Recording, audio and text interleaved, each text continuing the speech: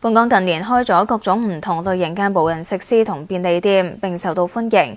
但係有業界話，由於投入科技嘅成本往往比起人工更加高，成為發展嘅障礙。堅尼地城呢間無人自助拉麵店，週末凌晨仍然開門做生意。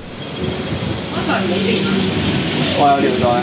客人先喺自動販賣機用電子支付買嘢之後，可以到側邊嘅煮食爐親自下廚。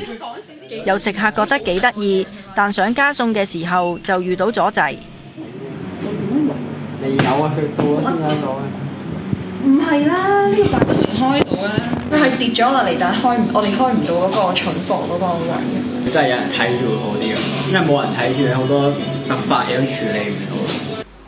無人店24小時營業，冇店員睇檔。店鋪負責人話：試過有人喺店入邊偷嘢，所以店入邊加裝咗唔少閉路電視。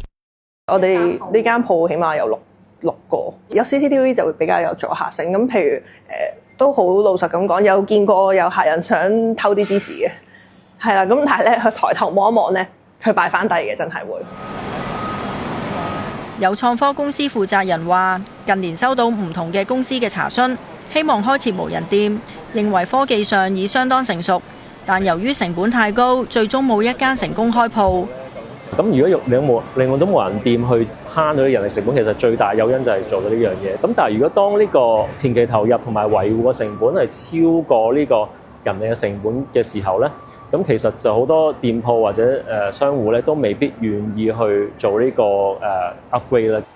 有立法會議員就認為無人經濟係大勢所趨，本港正處於萌芽嘅階段。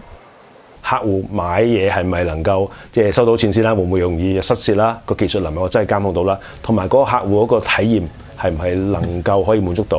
我諗呢個對於香港一般市民啦，即係佢對嗰個服務嘅要求都高嘅。